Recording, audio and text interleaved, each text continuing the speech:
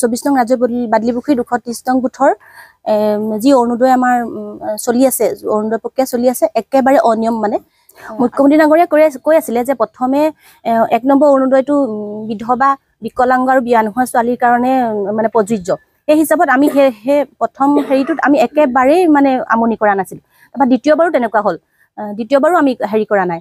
কিন্তু তৃতীয়বাৰত মানে আবেদন কৰিলোঁ, প্ৰথম আবেদন কৰিছোঁ মই এবাৰ, কিন্তু মোৰ ওপৰৰখিনিয়ে পাইছে, কিন্তু মোৰ তলৰখিনিয়ে পালে একো নাই, কিন্তু মোৰ ওপৰৰখিনিয়ে পাইছে, যিখিনি মোৰ পাব নালাগে সেইখিনিয়ে পাইছে। কিন্তু সেইখিনি পোৱাৰ কাৰণেও মোৰ একো বেয়া নাই, চবেই পক, চৰকাৰী বস্তু চবেই পক। কিন্তু তাৰ মাজত মই এগৰাকী বিজেপিৰ মেম্বাৰ হৈ মই কিয় থাকি গ'লোঁ, সেইটোহে মোক লাগে এতিয়া। কাৰণ মুখ্যমন্ত্ৰী ডাঙৰীয়াই কৈ গৈছে যে এইখিনি দিয়াৰ পাছত বাকী সকলোৱে পাব। কিন্তু আৰু এটা কথা কৈছে তেওঁ যে ৰেচন কাৰ্ড যাৰ আছে তেওঁ পাবই। কিন্তু তেতিয়াহ'লে তেওঁলোকে কি বিচাৰ কৰিছে? তেওঁলোকেতো একো ভাল এটা বিচাৰ কৰি পেলাই আমাৰ 24 নং ৰাজৈপথলি গাঁও পঞ্চায়তৰ 230 নং বুথৰ যিসকলে তেওঁলোকক দায়িত্ব দিছিলে, তেওঁলোকে কি বিচাৰ কৰিলে? তেওঁলোকেতো একো শুদ্ধ বিচাৰ কৰা নাই, একেবাৰে অনিয়মভাৱে তেওঁলোকে বিচাৰখন কৰিছে।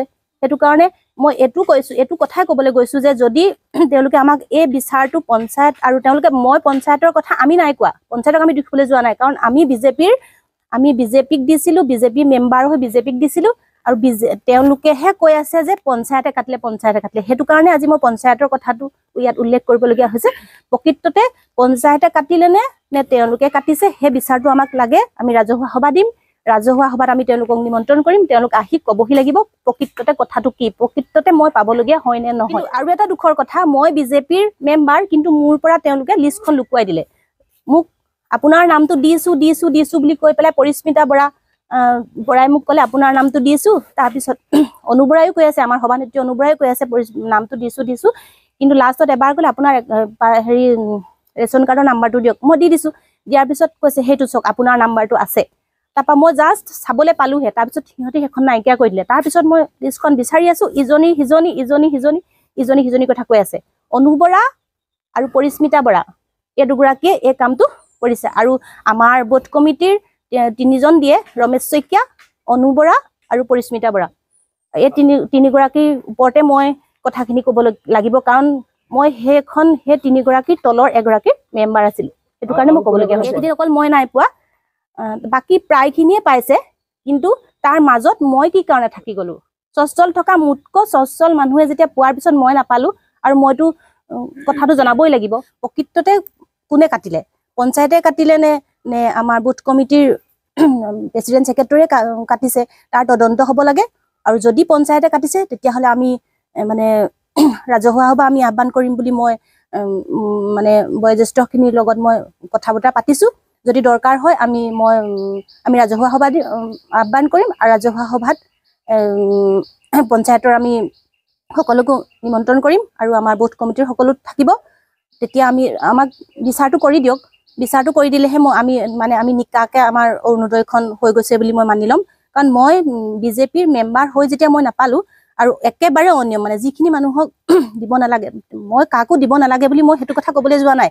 কিন্তু তেওঁলোকে মিটিঙত যিটো চিঞৰি আছিলে যে আমুকে নেপায়, কিন্তু সেই কথাটো তেওঁলোকে একেবাৰেই মানে 2 নম্বৰী কৰি পেলালে। সেইটো কাৰণে মই আজি আপোনালোকক মাতি আনি মই আপোনালোকৰ যোগেদি মানে জনাইছোঁ যে আমাৰ ৱাৰ্ডটোত একেবাৰে খেলিমেলি, এইটো বুলি নহয়, প্ৰতিটো কথাই আমাৰ ৱাৰ্ডৰ প্ৰতিটোৱে খেলিমেলি হৈ থাকে।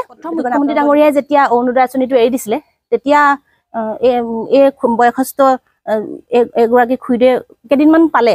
কেইদিনমান পোৱাৰ পিছত তেওঁলোকে কি নিজৰ ইচ্ছামতে তেওঁলোকে কাটি দিয়াৰ পিছত এতিয়া আৰু আবেদন কৰিয়ে আছে। 1 নম্বৰ, 2 নম্বৰ, 3 নম্বৰ হ'ল, কিন্তু এতিয়ালৈকে তেওঁ চকুত পৰাগৈ নাই। আৰু আমাৰ গাঁওখনত অৰুণোদয় নোপোৱা বিধৱা মানুহ নাই, এওঁ বাহিৰে কোনো নাই বুলিয়ে মই ক'ব পাৰিম।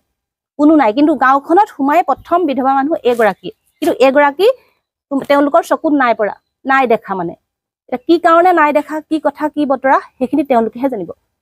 এতিয়া বিধৱা বুলি মইহে আছোঁ আহি গাঁৱত, আৰু কোনো মানুহ নাই। মোৰ এতিয়া 15 বছৰ হ'ল, মই ডকুমেণ্টছ দিয়ে আছিলোঁ।